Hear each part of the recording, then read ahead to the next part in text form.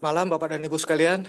Pembicara kita pada malam hari ini adalah Pak Dudik, ya, seorang ahli IT. Saya kenal beliau sudah sekitar 2 tahunan dan saya kenal beliau itu sebagai orang yang sangat rendah hati, Masih Pak. tapi very very very very very skillful dalam bidangnya. Pada saat beliau ngirim materinya, jujur aja saya nggak ngerti tentang apa yang akan dibicarakan oleh Pak Dudik pada malam hari ini. Saya persilakan. Selamat malam semuanya. Terima kasih undangannya. Sebetulnya saya sendiri masih tahap bukan sebagai IT expert di bidang AI, cuman lebih ke kebetulan dari 2012 saya pelaku untuk dalam artian belajar dari OpenCV dulu namanya. Nanti akan saya coba jelaskan satu persatu. Disclaimer dulu sebelumnya di sini saya juga bukan bermaksud menggurui gitu. Hanya sekedar share aja gitu ya. Jika nanti mungkin teman-teman di sini ada sanggahan, ada apa, sangat diterima sekali gitu. Beyond deep learning, jadi menganalisa tentang resiko-risiko atau potensi-potensi yang kemungkinan besar gitu digital disruption saat ini gitu. Kenapa beyond? Karena kita akan menelaah lebih dalam gitu. Lebih dalam apa itu sih deep learning gitu kan. Kita belajar lebih dalam dulu sebelum kita masuk ke ranah AI, gitu kan? Karena pada dasarnya saat ini khalayak ya gitu di masa saat ini lagi viral-viralnya tentang AI gitu ya. Ada beberapa miss yang harus diperhatikan gitu ya, paling bawah gitu ya. Apa itu deep learning gitu ya? Sebelumnya saya biasa panggil Dudik, saya lahir di Bandung, kemudian saya menjenjang sekolah juga terakhir di Unicom. Karena kegiatan saya kemarin kebanyakan eksperimen di bidang computer vision, jadi mata kuliah yang lainnya sedikit tertinggal gitu. Kita masuk ke deep learning. Apa itu deep learning? Deep learning itu sebetulnya metode pembelajaran cikal bakalnya AI. Kalau menurut sekarang itu kan dari deep learning, kemudian naik tingkat jadi machine learning, kemudian jadi AI gitu. Deep learning sendiri itu base-nya dari Open Vision. Akan kita coba sedikit mengulas ya apa itu Open Vision. Kalau misalkan obrolannya agak sedikit teknis, it's okay ya, karena memang saya di full di teknis gitu, gitu ya. Ini ada sedikit introduksi ya di sini. Ada Mesonet, Effect Detection, kemudian ada CNN Fusion Model. Ini tuh adalah update terakhir mengenai teknologi AI saat ini ya, atau disebut defect detection. Menurut Mesonet merupakan arsitektur, jadi keakurasian pencitraan ya, pencitraan wajah itu akurasinya sudah hampir sempurna lah, dikatakanlah gitu, 98%. Dan untuk prototype, untuk arsitektur CNN sendiri 99% akurat, dalam artian ini bisa dikembangkan menjadi AI yang sudah ada sekarang ini gitu ya, seperti kayak di Face lain-lain lah gitu. Mungkin sekarang ada Google VO3 gitu kan. Nah, nanti juga slide ini akan saya share juga, misalkan jika bapak-bapak nanti atau ibu-ibu saudara-saudara di sini minat untuk lebih menggali ya lebih dalam. Saya juga di sini lampirkan beberapa jurnal-jurnal ilmiahnya gitu kan dari Mesonet Effect ini. Jadi di sini ada jadi Cornell University. Kita bisa melihat dalamannya jurnal-jurnal bahwa saat ini teknologi pencitraan itu sudah mendekati kesempurnaan lah gitu. Jadi bisa dikembangkan ke ranah teknologi AI gitu kan yang saat ini kita gunakan gitu. Apa sebenarnya deep learning itu ya secara harfiahnya gitu. Deep learning itu kan sebenarnya dari tingkatan ya, dari deep learning, machine learning, kemudian di AI yang saat sekarang ini. Nah, secara gamblang aja, deep learning itu merupakan cikal bakalnya AI sekarang ini yang dimana computing kita latih sedemikian rupa sehingga menyerupai saraf-saraf otak manusia gitu ya. Nah, sebelum kita coba detailkan dan beberapa breakdown dari deep learning ini, kebetulan saya juga pengembang dari OpenCV, pencitraan gitu di tahun 2011, kemudian 2012 saya mengikuti kegiatan INAIKTA yang diadakan oleh Kementerian Kominfo waktu Tifatu Sembiring, kemudian lanjut ke Rudiantara sebagai pengembang dari Enable via Cam ini. Ini kita memanfaatkan tools ini atau saya kemudian batch pengembang ke saya lupa lagi 18 titik berapa gitu. Ini fungsinya pada saat itu pencitraan hanya sebatas sebagai pengenalan wajah saja gitu kan. Nah, pengembangannya pada saat itu saya gunakan sebagai pointer mouse untuk menggerakkan pengoperasian komputer dengan klik dengan cara mengedip gitu ya. Digunakan itu tujuannya kemarin itu saya ujinya di untuk sekolah-sekolah yang katakanlah kekurangan atau di disabilitas lah gitu ya. Seperti itu. Kemudian pada saat itu juga tahun 2012 ada seorang Mark Sagar namanya. Mark Sagar dia menciptakan Baby X. Jadi dari computer vision tadi, pencitraan tadi, dia mencoba mulai memasukkan yang namanya kepintaran-kepintaran lah gitu, kepintaran manusia lah gitu ya, dimasukin ke dalam computing ini. Nanti kita bisa lihat. Nah, dan dia itu sangat netral sekali, kasarnya mengajari ya, mengajari komputernya ini bentuknya divisualkan, digrafiskan, kemudian dia juga layaknya bayi, dia diperkenalkan dengan huruf A, I, U, E, O, kemudian pencitraan tentang warna, kemudian pencitraan tentang mimik wajah ya, karena sampai saat ini untuk emotion dalam AI itu masih belum sempurna lah gitu. Ini pengembangannya Mark Sagar yang dari tahun 2012 dan nah di sini bisa dikatakan perkembangan lah gitu yang saya ikuti ya. Saya di sini sharing aja yang saya ikuti gitu. Sampai sekarang akhirnya ada tuh yang namanya generate gitu ya AI kayak gitu. Nah ini yang Mark Sagar yang menciptakan Baby X. Kemudian juga nih jurnal-jurnalnya dari Mark Sagar tersebut gitu kan. Kalau misalkan teman-teman di sini lebih senang ya gitu, lebih senang tentang kajian-kajian ilmiah yang base-nya ada seperti ini sangat bermanfaat sekali sih gitu. Nah kemudian juga tidak lepas dari itu, saya juga sering mengikuti sampai saat ini ada yang namanya Intro Deep Learning dari MIT. Ini bisa di all access public ya. Kemudian dia juga ada untuk MIT student only-nya juga. Di sini kita bakal secara rinci banget gitu ya, mengetahui gitu apa itu deep learning, cikal bakalnya AI yang sampai sekarang ini kan dalam artian AI itu belum final. AI itu masih memerlukan kita sebagai manusia untuk pembelajaran gitu. Jadi sangat salah kalau misalkan AI itu akan menggantikan manusia gitu. Karena AI itu sendiri adalah cerminan dari kita manusia. Seperti itu sih. Adapun nanti ke depannya AI seperti secanggih apa, itu adalah cerminan dari sains manusia saat ini gitu. Seperti itu yang saya pelajari ya gitu. Di sini juga kita coba bahas nih tentang cikal bakalnya dulu yang sebelum-sebelumnya gitu ya. Di sini kita coba lihat di lecture. Nanti bisa akses Bapak-Bapak sekalian juga di Intro Deep Learning di sini. Ini juga ada beberapa yang masih coming soon ya. Ada yang masih coming soon. Ada project presentasi segala macam. Kita bisa cek di sini contoh yang kita mengenai Deep Computer Vision ya, yang lecture 3 ini. Kita coba cek. Nah, di sini terdapat beberapa jurnal-jurnal yang saat sekarang ini kemarin-kemarin atau tahun-tahun kemarin kita lihat lah gitu ya. Ternyata ini proyek-proyek dari mereka juga gitu kan. Cikal bakalnya adanya autonomous driving, kemudian biologi, biologi, medicine, pengobatan segala macam pakai AI itu, robotik termasuk di sini jurnal-jurnal di sini gitu. Ini kalau misalkan kita gali lebih dalam gitu ya, ini sangat wow gitu ya. Maksudnya sangat bermanfaat sekali lah gitu. Ini juga yang paling keren ya di sini.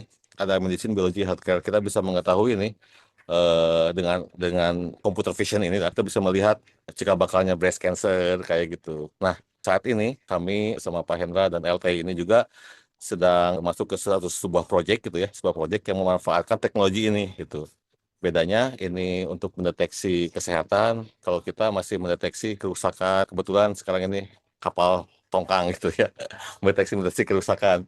Nah itu sedang berlangsung saat ini gitu, seperti itu sih. Base-nya dari sini sih, jadi OpenCV ini gitu.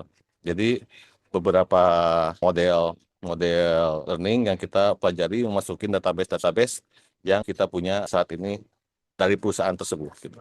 Lepas dari itu semua, dari historicalnya, kemudian juga ada beberapa turunan ya dari ciptaan deep learning, kemudian ke machine learning, itu ada yang namanya facial recognition gitu ya. Facial recognition yang gemar-gemorkan ya tahun 93 itu sama digital face matching gitu kan via DARPA Fred. Ini jurnalnya juga terlampir di sini. Nah ini untuk itu tahun 93 itu, setelah 93 itu di sana itu udah digemar-gemurkan apa itu face recognition technology gitu ya. Apa itu cara pengkajian ilmiahnya sebagai macamnya pencitraannya gitu. Kebetulan pada saat itu tahun 93 mungkin saya masih SD mungkin ya. Di SD jadi belum masuk ke situ. Dan kemudian saya juga dapat tentang teknologi OpenCV pencitraan ini ketika saya kuliah. 2011 masuk teknologi ini gitu kan. Yang saya tahu gitu. Apakah itu mungkin telat pendidikan di Indonesia atau nggak tahu nih kalau belajar cerita kalau misalkan saya kuliah di luar. Ya, oke. Kemudian di tahun 2011 kita dikenalkan dengan voice assistant. Itu yang pertama dipromokan oleh Siri ya, yang diluncurkan oleh Apple dari iPhone-nya gitu ya tahun 2011. Kemudian 2018 kita dikenalkan dengan chatbot Natural Language Model GPT pertama.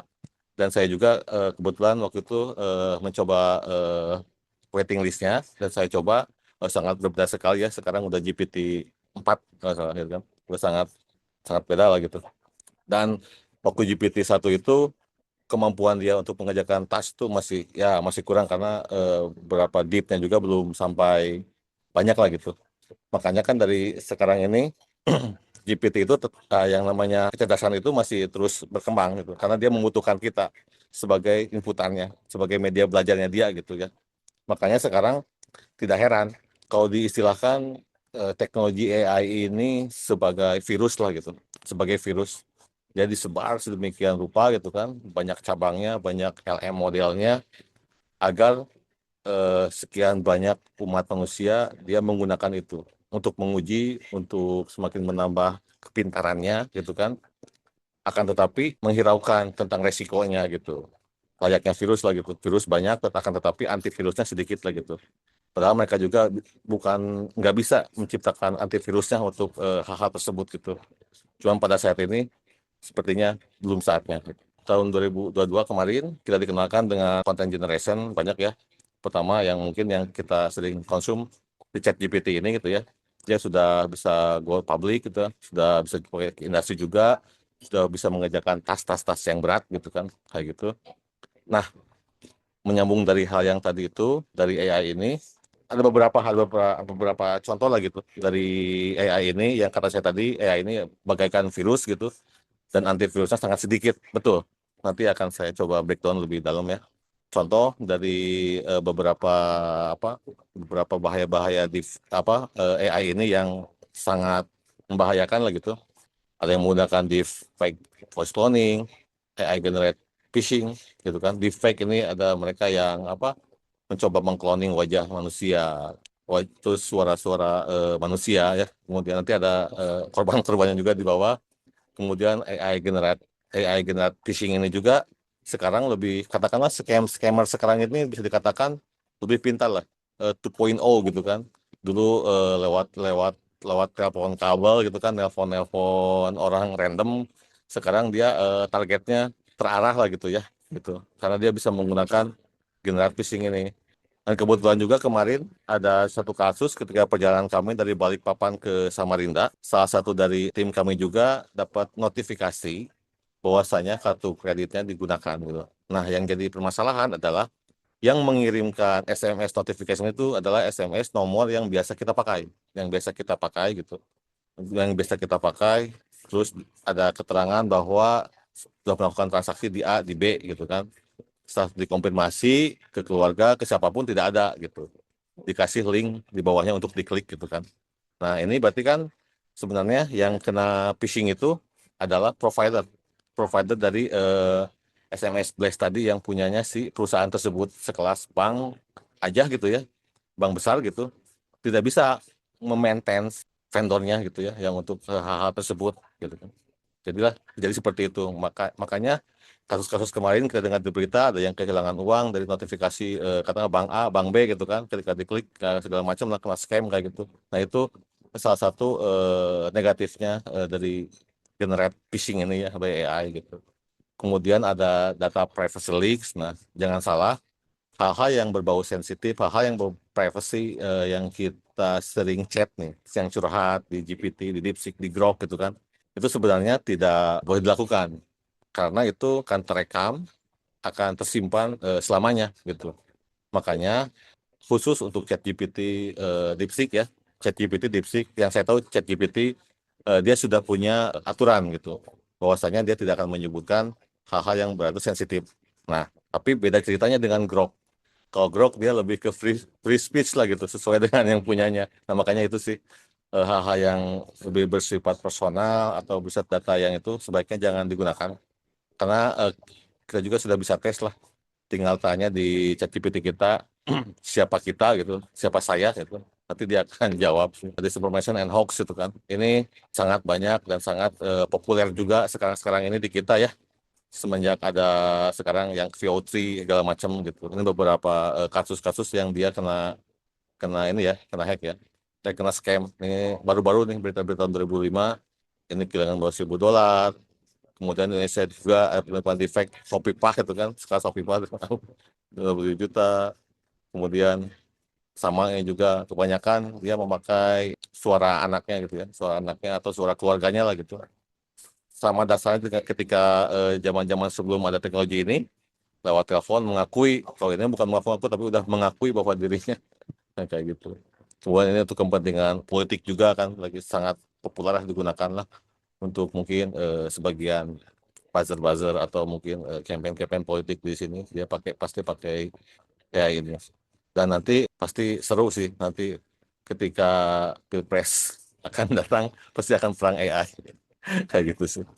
Nah, kemudian AI versus AI. Jadi gimana sih defense-nya gitu ya? Saat ini tuh beberapa teknologi AI gitu yang bisa menghandle itu. Akan tetapi tidak sebanyak gembar-gembornya teknologinya gitu. Antinya masih sangat sedikit dan tidak bisa diakses untuk semua kalangan gitu. Maksudnya tidak bisa diakses oleh halayak banyak lah gitu. Dia harus ada janjian demo dulu, terus ada berbayar segala macam lah gitu. Dan kita juga belum melihat kemampuan-kemampuan forensiknya gitu ya. Kita coba yang sensitive AI kita lihat di sini.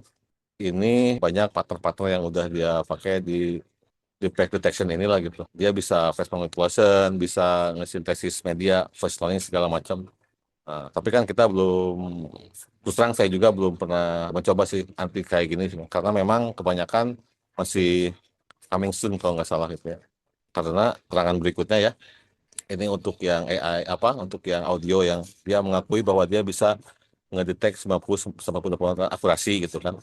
Nah, kemudian ini yang maksud saya tadi yang untuk menghindari kita agar kita terhindar dari yang namanya data sensitif kita masuk ke cloud-nya punya AI.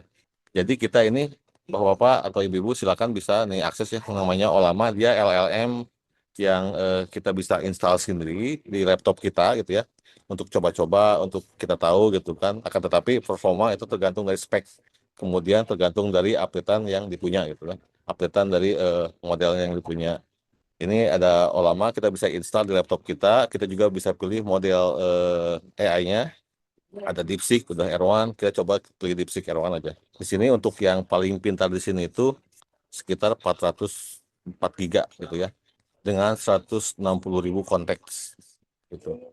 Deep thinking-nya gitu ya.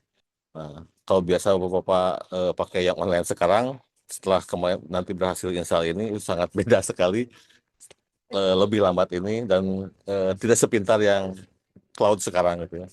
Kayak gitu. Tapi ini sih kedepannya mungkin ini akan sangat berguna mungkin untuk menyimpan data kayak misalkan kalau perusahaan data HR ya, data HR bisa disimpan di sini gitu. Nanti di satu perusahaan jadi dia punya server sendiri tapi dari deep machine learning ini gitu kayak gitu. Kemudian ada seorang CEO dari Nvidia juga dia mengatakan bahwa memang sebenarnya yang sekarang itu kurang bisa dikatakan kurang maksimal AI atau bisa dikatakan juga bukan AI ya gitu.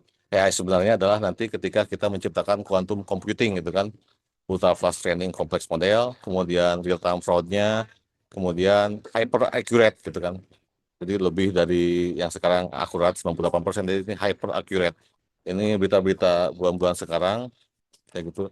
Dan ini menurut beliau Seni Insight AI yang saya sebutkan tadi ya, but quantum is the catalyst that will take the AI beyond imagination kayak gitu. Nah, mungkin dikatakan sebagai penutup, maaf kalau misalkan saya random mencak-mencok gitu kan ininya. Dalam artian sih apa yang harus kita save di sekarang ini lah gitu, environment sekarang ini, kita ini harus belajar gitu lah, bagaimana suatu AI itu tahu gitu sistem operasinya, cara bekerjanya gitu kan. Itu sangat membantu untuk kita mengetahui nanti kegiatan-kegiatan yang akan membahayakan diri kita, kita bisa memproteksi privasi-privasi kita gitu kan.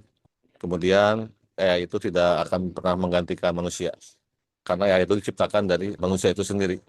AI nanti di masa depan adalah merupakan replika dari kita yang sekarang ini. Dan AI ini belum final, pasti akan terus berkembang seiring dengan perkembangan teknologi ke depannya. Kemarin ada yang bertanya sih ke saya, gimana sih cara, katanya AI bisa menggantikan manusia tuh? Ada toolsnya nggak? Ada, gitu kan. Tapi itu bukan secara harfiah menggantikan posisi kita gitu. Tapi membantu sih kalau saya pandangannya sih ya gitu. Contoh di sini ada yang namanya n8n.io. Di sini kita bisa bikin AI agent sedemikian rupa. Contoh misalkan ke template ya, dari produk template. Nah, di sini dia menyediakan beberapa AI agent. Dia sebagai sales kah atau IT operation kah? Kita coba ke marketing ya. Kita mau cari nih orang marketing gitu ya. Nah, di sini dia ada beberapa orang juga yang share bagaimana cara summarize, merangkum YouTube gitu video untuk transkrip gitu kan secara otomatis, secara real time. Pada itu juga kemudian banyak lah ini, kebanyakan video-video sih. Kemudian kita coba IT operation ya. IT operation di sini backup semua data dari Workflow Google Drive setiap 4 jam gitu. Banyak di sini. Contoh lah gitu ya. Kita ambil yang scrape any web page to into JSON ya. Ini untuk yang pekerjaan IT gitu. Nah, kita ini bisa tahu lah gitu.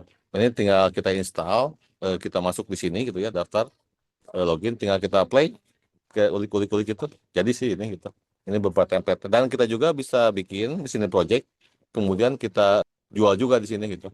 Ada yang harga $5, $4 gitu ya. Kayak gitu sih. Kalau ini sih bukan menggantikan manusia, tapi lebih ke membantu sih ya, membantu tas-tas kita sih gitu secara automation sih. Seperti itu. Adapun misalkan suatu perusahaan yang menghilangkan untuk karyawan untuk diganti sama ini, kayaknya saat ini untuk Indonesia atau gitu ya, belum tahu terlihat lebih banyak sih gitu. Belum terlihat lebih apa, jauh lah gitu. Kalau menurut saya sih seperti itu. Kalau misalkan ada yang kurang dan salah atau gimana, mohon maaf. Ya hanya bisa menyampaikan apa yang saya pelajari saat ini. Mungkin dari teman-teman sekalian ada misalkan masukan atau mungkin ya lebih banyak ke koreksi lah gitu. Seperti itu sih. Saya mungkin kita kembalikan lagi ke Pak Hendra. Pak Hendra, silakan. Terima kasih semuanya. Terima kasih, Pak Dudik. Jujur aja ya, dari awal tahun itu bahasannya itu banyaknya tentang AI ya. 1 jam Ya, bersama LT itu. Jadi ada yang dilihat dari sisi pendidikan, ada yang dilihat dari sisi perguruan tinggi, ada yang dilihat dari sisi bisnis, ada yang dilihat dari sisi pengembangan kreativitas dan lain sebagainya. Nah, polarisasinya ada dua ya, polarisasinya ada dua, menerima atau menolak AI, atau menerima dengan catatan. Ya. Pada intinya nggak ada yang menolak gitu loh. Jadi menerima dengan catatan atau menerima sepenuhnya AI. Sekarang melihat dari deep learning ini, satu kalimat yang ingin saya ulangi adalah bahwa dari Pak Dudik adalah bahwa ini baru tahap awal ya Pak Dudik ya. betul Pak. Untuk tahap awal. Artinya kemudian hari ini akan makin mengerikan, betul nggak? Ya Pak, betul.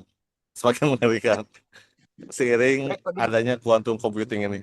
Baik Pak Dudik. Di kolom chat ada pertanyaan Pak Dudik, bisa tolong dilihat Oh, dan dijawab. oke, dari Pramana. Ya, saya bisa melakukan verifikasi terhadap pengetahuan yang dilakukan oleh AI. Ya, untuk verifikasi penipuan paling sederhananya sih kita bisa menggunakan critical thinking kita dulu saat ini. Karena tool saat ini itu sangat, yang saya katakan tadi sangat sangat standar, dikatakan tidak layak ya. Mungkin bisa dikatakan tidak layak ya. Karena saya juga pernah mencoba membuat video generate dari playground. Kemudian saya masukkan ke ChatGPT, saya kasih prompt apakah foto ini real atau palsu, dia bilang asli, padahal itu generate dari saya yang buat gitu.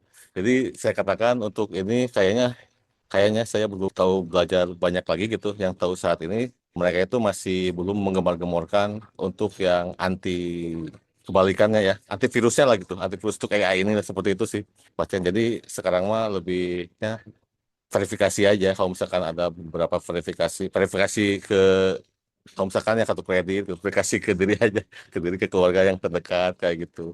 Kemudian kita juga harus tahu sih standar-standar phishing itu kayak gimana, scam-scam kayak gitu ya. Dan di, ya kalau misalkan critical thinking kita jalan sih, kita insya Allah sih nggak akan sih ya, ya gitu sih, kayak gitu. Makanya harus banyak peran pemerintah juga penting di sini gitu ya. Saat-saat ini juga saya dengar berita ada pemerintah bakal tentang regulasi AI. Saya nggak tahu nih bakal regulasi tentang apa gitu kan. Seharusnya mereka itu lebih mengedukasi gitu, mengedukasi tentang bahaya-bahaya AI ini. Saat ini kan kita yang tahu dia cuman, ya gitu lah. Saya nggak akan ngomong lebih panjang. Seperti itu sih. Terima kasih Pak Pramana, semoga bisa menjawab sih ya. Mungkin ada teman-teman lain yang di sini bisa menjawab, silakan sih ya. Ya, silakan Pak Stephen ya. Heeh. Ya, permisi Pak Dudi.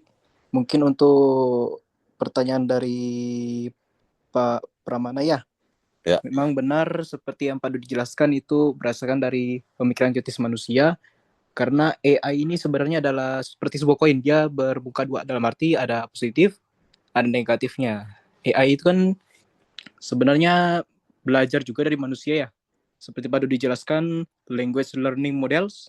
Nah, di sini saya juga menggunakan AI ini.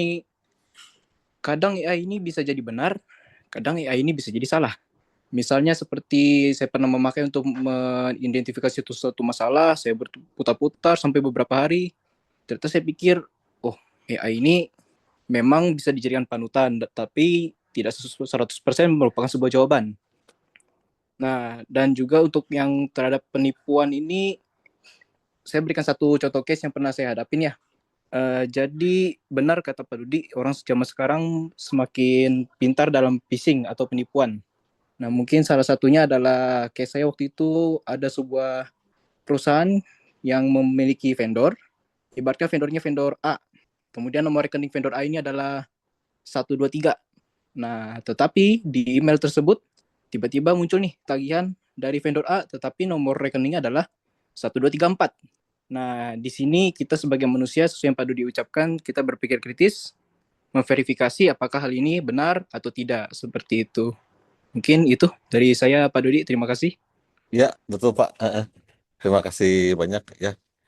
Sangat membantu sekali ya, karena mungkin untuk yang kasus-kasus kayak gitu, kebetulan saya kurang bisa untuk menjawab memuaskan karena sedikit yang saya pernah tahu tentang hal-hal tersebut. Terima kasih banyak Pak Stefan penjelasannya. Kemudian ada pertanyaan lagi, Pak Heta izin membacakan ya. Seberapa besar keamanan dari Malaysia salah satu Oke. Seberapa besar keamanan yang bisa ditimbulkan dari mengakses AI, salah satunya generate VO2 atau VO3 ya. Karena ketika kita masuk ke dalam fitur tersebut, email dan nomor handphone kita terdata ya. Oh ya, semua juga sih, semua yang namanya aplikasi cloud ya.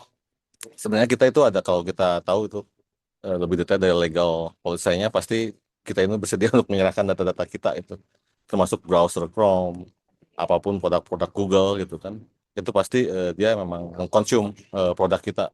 Kalau misalkan kita lihat dari agreement term and policy-nya, pasti ada hal-hal seperti itu Pak. Baik Zoom, baik apa gitu ya. Tapi tidak semua sih. Yang saya tahu Google ada beberapa produknya termasuk Chrome kayak gitu. Sampai-sampai kan Chrome dia nge-record apa yang kita ucapkan secara kita nggak tahu gitu. Karena ada perjanjian ketika install, kita agree, kita setuju dengan semua apa yang ada di dalam Chrome tersebut. Nah, hal-hal seperti ini juga kan sebenarnya tidak tidak mungkin, sangat jarang sekali telinga kita ada siaran persnya gitu ya di Kementerian Kominfo gitu kan. Karena sebetulnya saya juga tahun 2015 sebagai developer websitenya Kominfo gitu kan, dan saya belum belum menemukan hal tersebut gitu. Seperti itu sih. Terima kasih Pak. Dari Pak Susilo, kalau penipuan dari bank, bisakah bank bisa membekukan akun dari si penipu? Nah itu mungkin aturan dari banknya mungkin Pak ya, regulasi dari banknya itu sendiri sih. Kalau saya belum pernah tahu sih. Tapi banyak yang penipuan-penipuan dari bank gitu, ada yang bisa, ada yang tidak gitu kan. Kalau saya baca berita ya, kalau saya googling gitu ya, saya cari gitu, saya tahu sih. Seperti itu Pak Susilo. Mohon maaf jika kurang bisa membantu jawabannya. Pak Susilo. Kalau polisi kan seharusnya bisa menangkap penipunya, Pak. Kalau membuat akun di bank, bukan kita harus kasih lihat KTP kita atau gimana? Kalau untuk polisi, kalau saya sendiri sih untuk pencegahan-pencegahan yang ada di peraturan Indonesia itu Pak ya, termasuk mungkin ranahnya polisi, ranahnya bank, saya kurang begitu paham karena saya juga kalau jawab takut salah juga. Kalau saya sih dari sisi IT-nya aja sih, dari sisi IT-nya aja gitu, mengenai cara counter scam ini gimana, cara mengidentifikasi scam yang berbentuk AI ini gimana. Dari sisi itu saya sih Pak. Mungkin teman-teman sekalian yang mau bisa ini tentang hal-hal tersebut, silakan. Gitu sih Pak. Nggak bisa Pak Susilo. 3 minggu yang lalu teman saya kena itu di BCA, rekeningnya kekuras 75 juta. Nah, BCA tetap aja menyalahkan yang punya rekening. Kenapa sampai bisa ke phishing gitu ya? Bisa sampai data pribadinya sampai ke 4 angka terakhir itu, 3 angka terakhir di balik kartu itu bisa ketahuan. Ya, kemudian juga kan transaksi di BCA itu kan harus pakai ini ya Pak, yang warna biru itu apa, token. Ya, pakai token. Nah, tokennya juga bisa ditembus ya. Jadi yang token itu bisa ditembus dan nggak bisa diminta lagi gitu ya, uangnya itu. Jadi lapor ke polisi pun sampai dengan 3 minggu ini ya nggak ada kabar beritanya ya Pak Susilo. Jadi mungkin saya rasa kita yang harus sedikit berhati-hati ya dalam menangani masalah ini. Bank tidak mau mengganti kerugian, kemudian juga polisi juga nggak bisa nangkep orangnya. Ya, jadi 3 minggu yang lalu itu kejadian Pak, teman saya dan banknya juga BCA gitu ya, bank yang katanya paling aman. Pak Putra masuk lagi untuk menanyakan Pak Dudik Ya, satu pertanyaan. oke. Ada dari Pak Putra, dari Aston Samarinda bertanya, apakah memungkinkan kolaborasi antara AI dan tenaga sales manusia agar bisa menciptakan pendekatan hybrid? Sangat memungkinkan sekali dan sangat possible gitu Pak. Sekarang itu udah ada medianya yang tadi saya share tadi itu namanya kita bisa bikin workflow yang dimana nanti juga kita bisa aktifkan itu kan. Kalau untuk coba tes bisa pakai yang free. Kalau untuk yang dari segi bisnis itu bisa kita pakai yang berbayar lah gitu untuk license aktivasinya gitu ya. Sangat bisa sekali Pak, dan ini juga sudah kami gunakan juga untuk beberapa pekerjaan kami untuk kolaborasi hybrid ini sih Pak, begitu.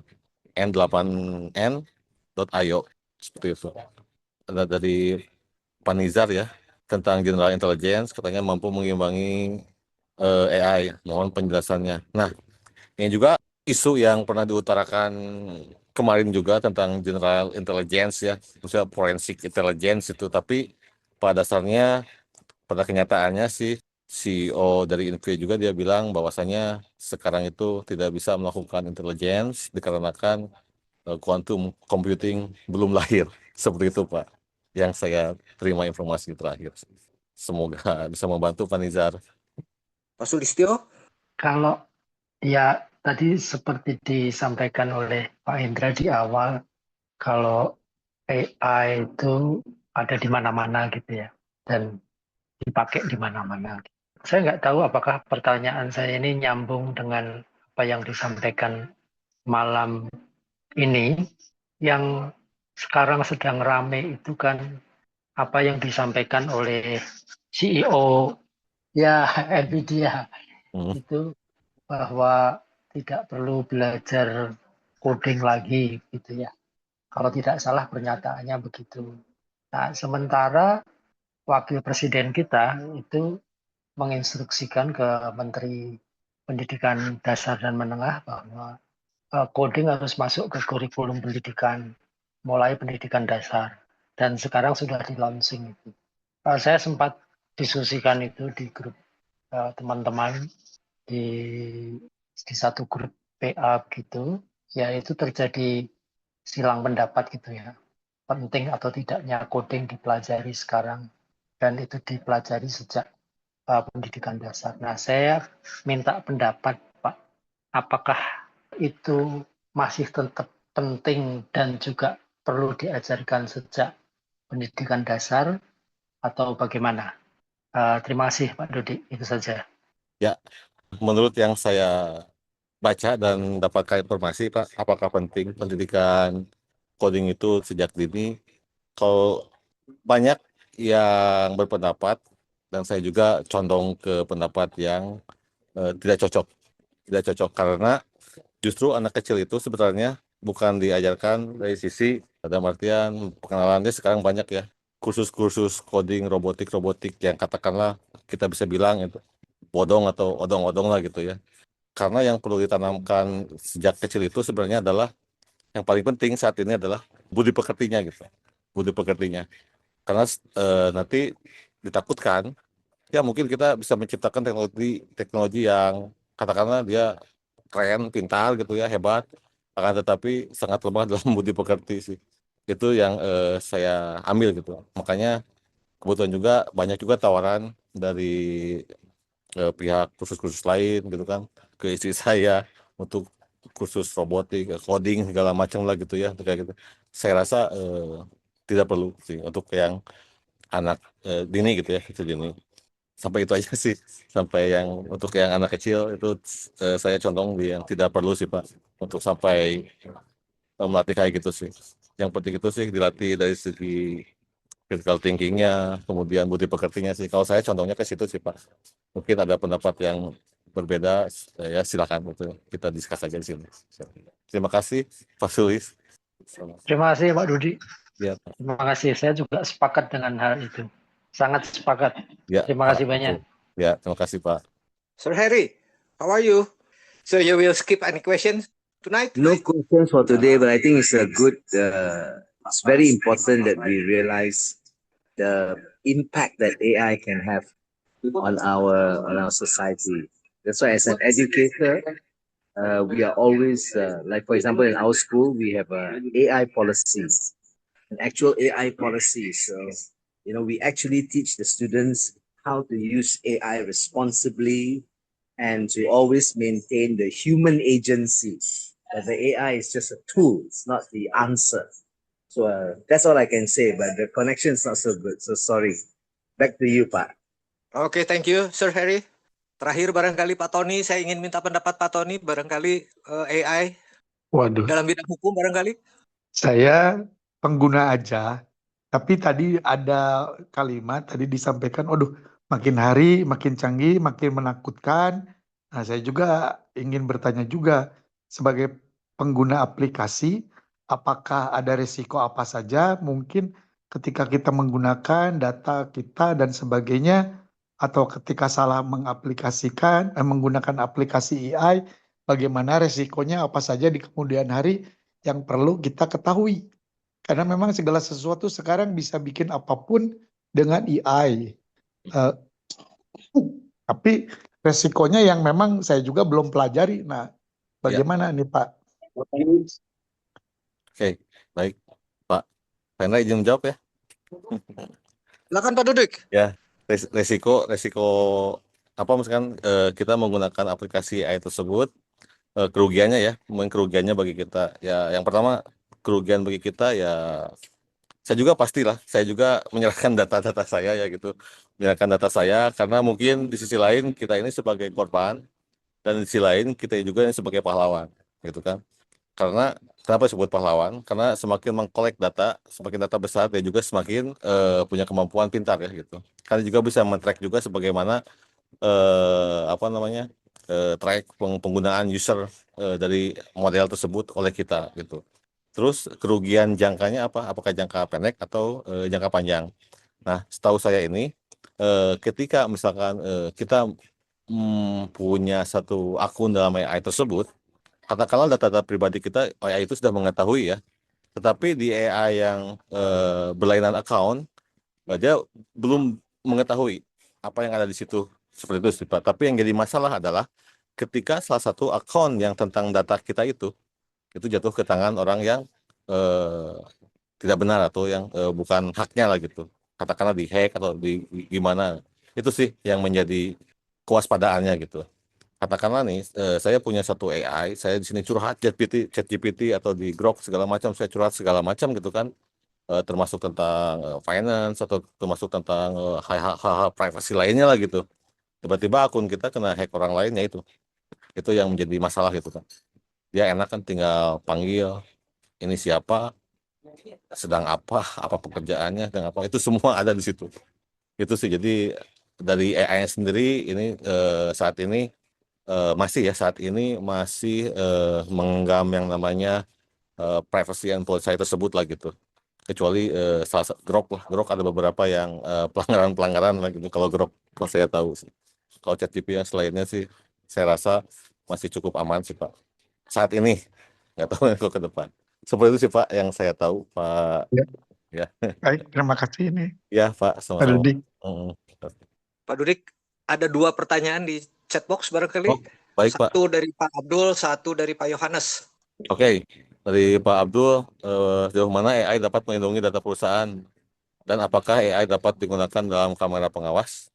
Melindungi data perusahaan sejauh ini cukup melindungi Pak, cukup melindungi karena ada beberapa protokol juga yang untuk melindungi data selain AI gitu ya. Ada yang memang base-nya di servernya atau di protokol-protokol lainnya, jadi kita tidak bisa melapisi security kita dengan satu protokol yang namanya AI saja gitu kan ya. Kayak gitu. Ada enkripsi datanya, dari AI itu nanti kita bisa juga sebutnya apa ya? Dia diperintah di prompt untuk bagaimana encrypting data segala macam lah gitu. Itu ada layer-layernya sih untuk security, biasanya seperti itu Pak.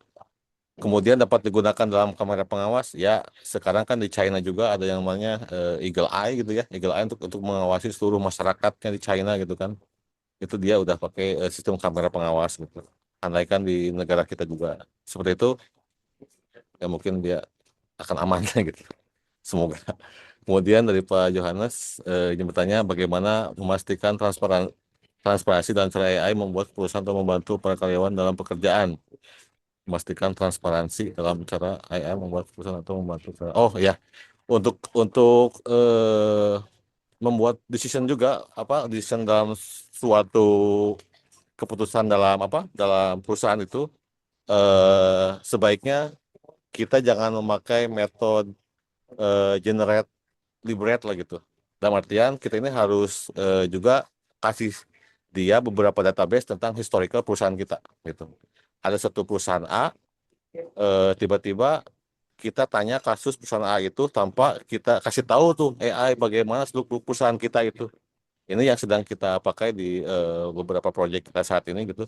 Dia merecord semua pekerjaan dari tahun-tahun sebelumnya yang kita deep learning-kan ke AI yang kita kembangkan. Dan suatu saat nanti AI tersebut akan membantu keputusan-keputusan yang akan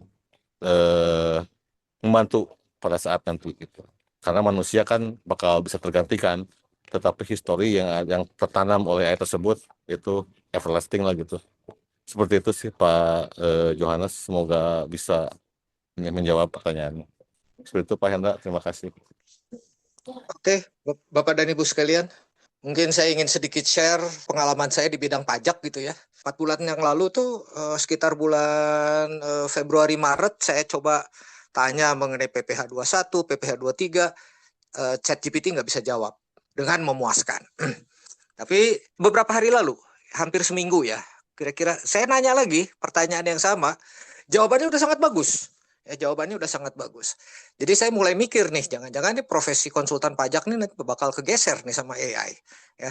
Dan saran-sarannya juga sangat komprehensif. Ya. Saran-sarannya juga sangat komprehensif, sehingga deep learning ini memang sebagai alat untuk pembelajaran dan digunakan dalam bidang pajak itu hanya dalam 4 bulan ya, hanya dalam 4 bulan ChatGPT itu sudah bisa memberikan jawaban-jawaban yang cukup komprehensif yang bisa dipraktekkan oleh praktisi yang nggak pernah kursus pajak, brevet A, brevet B. Ya, itu mungkin saya sedikit sharing pengalaman saya di bidang pajak. Jadi suatu hari nanti cukup seorang akuntan barangkali ya, dia ngetik masuk ChatGPT, dia udah bisa berhadapan dengan AR langsung. Ya, itu saya hanya ingin sedikit sharing mengenai kemampuan dari deep learning hanya dalam jangka waktu 4 bulan. Ya. Oke. Baik, terima kasih Bapak dan Ibu sekalian. Kita akan ketemu minggu depan dalam 1 jam bersama LTI. Terima kasih atas perhatian Bapak dan Ibu sekalian, atas pertanyaan-pertanyaan Bapak dan Ibu sekalian, dan atas kehadiran Bapak dan Ibu sekalian. Kita ketemu lagi minggu depan di 1 jam bersama LTI. Salam sehat dan salam sejahtera dari Bandung untuk kita semua.